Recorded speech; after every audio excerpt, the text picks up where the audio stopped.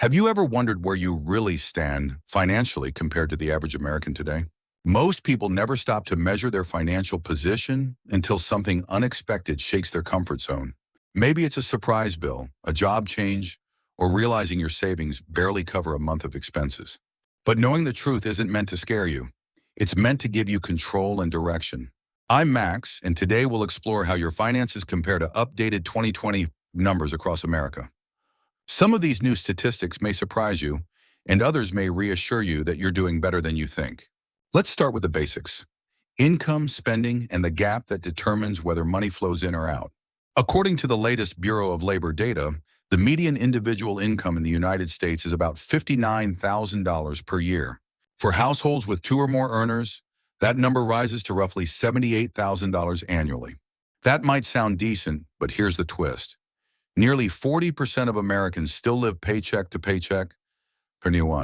Inflation and higher living costs have pushed the average household budget above $74,000 a year. That means even a $78,000 income leaves very little breathing room once taxes and basic expenses are paid. In 2025, the personal savings rate in the U.S. fluctuates between 4.4 and 5.2% of disposable income. That's only a small slice of every paycheck actually being saved for emergencies or retirement. To visualize that, if you earn $70,000 a year, you're saving barely $3,500 after taxes. Many believe they're saving enough simply because they contribute to a 401k occasionally. But consistency beats intensity. Saving small amounts regularly will always outperform big one-time deposits. I used to think I was disciplined until I tracked every dollar I spent for a month. Seeing where my money actually went felt like turning on the lights in a messy room. There were subscriptions I never used, meals out that added up, and gadgets I'd forgotten I bought. When you earn more but still feel broke, it's not income, it's leakage. Wealth isn't about how much you make, it's about how much you keep. That simple shift in mindset can completely transform how you handle your money. Let's break down what the average American spends each month according to 2025 data. Housing continues to be the biggest expense, averaging about $1,950 per month per household. That's roughly 32% of total monthly spending, leaving limited room for savings or investments. Transportation comes next at about $950 per month, followed by food at nearly $720. Healthcare and insurance now average $540 monthly thanks to higher medical premiums. Added up, and the typical American household spends nearly $6,200 every month just to stay afloat. Over a full year, that equals about $400, almost identical to the national average income. It's no wonder people feel stuck, because the math barely leaves any margin for error. The smallest unexpected cost, a car repair, medical bill, or tax adjustment, can wipe out savings instantly. Here's a question. Do you know your exact monthly spending right now, within $100 accuracy? If not, you're managing your money on guesswork, and guesswork never builds wealth. Tracking expenses doesn't have to be complicated. Even a simple spreadsheet can expose hidden leaks.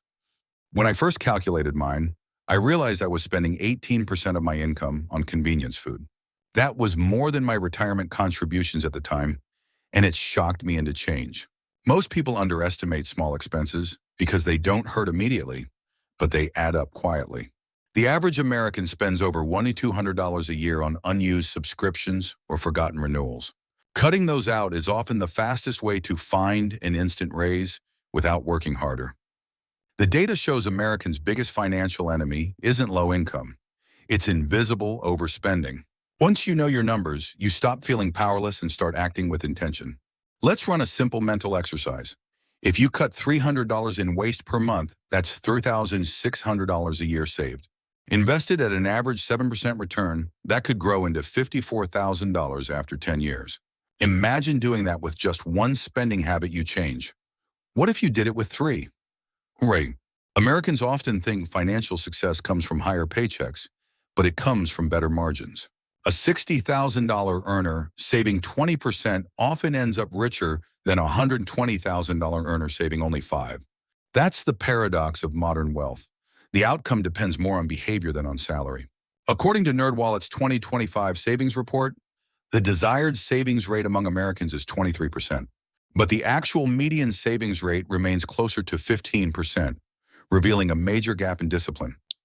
It's not that people don't want to save, it's that daily life keeps eroding their intent. One survey found that 62% of Americans feel financially behind, even when their income is above average. This shows that comparison without context breeds frustration, not clarity. Instead of asking, do I earn enough? Ask, do I manage what I earn better than last year? Progress is relative, not absolute, and financial peace is built through small, measurable wins. Inflation adjustments, lifestyle upgrades, and emotional spending all eat away at your true net savings. For most people, raising income by 10% won't change anything if spending rises 12%. The goal isn't to restrict joy, it's to align spending with what actually improves your life. Americans often confuse comfort with progress, but comfort can quietly kill growth. By 2025, the average credit card purchase per person has risen nearly 9% year over year. Easy payments, one-click shopping, and digital wallets make overspending feel painless but permanent. Each small decision feels harmless until the statement arrives, and suddenly you're back at zero. This is why financial awareness matters more than any budgeting app or fancy investment plan. Awareness turns emotion into data and data into control. Once you know your spending pattern, you can predict your future and rewrite it consciously. That's where real financial power begins, not with luck, but with clarity. So before we talk about investing or retirement, the first step is simple. Understand your cash flow. Know what comes in, what goes out, and what's left to build your future. Because if you can master your spending, you've already beaten half of America financially. In the next part, we'll dive into retirement savings and discover how much the average person truly has. Retirement savings often reveal the biggest financial gap between where people are and where they think they should be. According to Empower's 2025 report, the average American retirement balance is around $490,000. But averages can be misleading because a few millionaires distort the number while most people have far less. The median retirement savings, the middle value, is closer to $114,000 in 2025. That means half of all Americans with retirement accounts have less than that amount. Even more concerning, nearly 1 in 4 adults still have no retirement savings at all. Let's break it down by age to see where most people stand today. Those in their 20s have a median retirement balance of roughly $8,000. In their 30s, that number grows to about $30,000. By the 40s, the median balance rises to around $80,000. For people in their 50s, the figure jumps to $185,000. Finally, in their 60s, the median retirement account reaches just under $300,000. These numbers sound impressive until you compare them to the amount actually needed to retire comfortably. Financial planners now estimate that Americans will need between $1 and $1.5 million for retirement. That's based on covering 20 to 25 years of living expenses after age 65. The math can be intimidating, but it's not impossible if you start early and stay consistent. When I was 32, my retirement account barely had $8,000. I remember feeling behind until I realized time was still my strongest ally. Investing just $500 a month at 8% annual growth could become over $1.7 million by 65. That's the magic of compound interest, the most powerful force in personal finance. It doesn't care about your income. It rewards your consistency and your patience. The key isn't timing the market, it's time in the market. Social Security still provides a safety net, but it's rarely enough to cover all retirement costs. The average monthly Social Security benefit is about $1,550. If that's your only source of income, you'll likely struggle to cover even basic expenses. Think of Social Security as a supplement, not a full plan. It should never replace personal savings. If you're under 40, the best advantage you have isn't money, it's time and compounding. Every decade you wait doubles the amount you'll need to save later to catch up. So the real question isn't, how much should I save, but when will I start? The sooner you begin, the easier the math becomes, and the quieter your financial stress gets. Now let's look at another critical indicator. Net worth, the total picture of everything you own and owe. Net worth gives you a full snapshot of your financial health beyond just income or savings.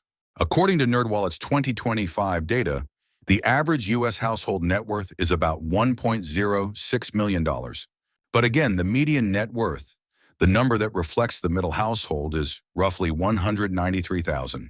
That means half of U.S. households have less than $200,000 in net worth. The top 10% of Americans hold nearly 70% of total household wealth. In your 20s, the median net worth is barely $6,500. By your 30s, it rises to about $23,600. In your 40s, it jumps to around $74,000. By your 50s, it crosses $190,000. Finally, for those in their 60s, the median is close to $290,000. When I calculated my own net worth for the first time, I realized my car was losing value faster than I was paying it off. It was humbling, but that number gave me a starting point to improve from. Calculating your net worth is simple. Total all your assets and subtract your debts. Include your home, car, savings, investments, and then subtract loans, credit cards, and mortgages. The first time you see your number, it might feel uncomfortable, but discomfort drives awareness. And awareness always comes before progress. Many people avoid calculating net worth because they fear the truth it reveals. But the truth is the only place where improvement begins. You can't optimize what you refuse to measure. Here's a simple rule of thumb. If your net worth is less than your age multiplied by 1,000, you're below average. If it's higher than double that, you're doing better than most.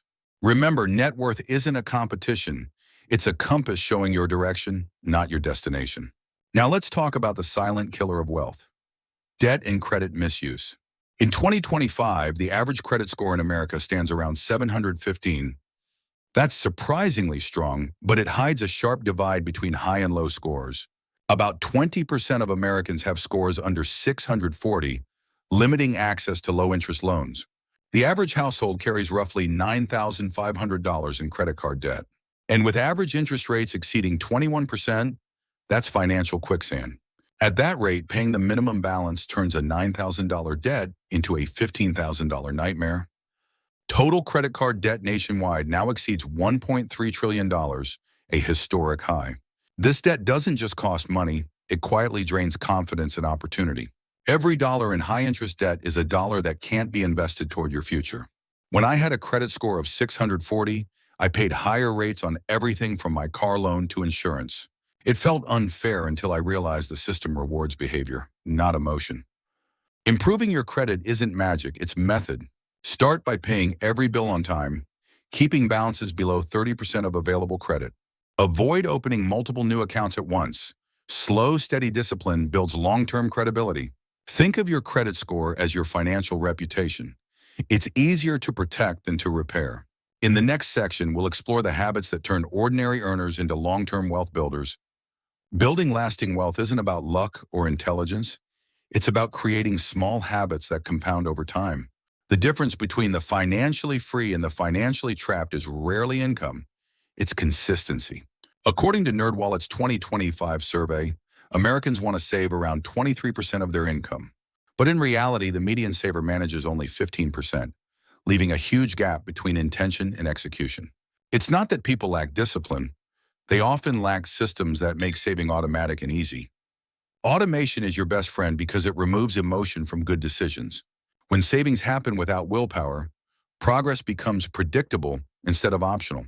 I recommend the simple 3-jar system that changed how I manage my own cash flow.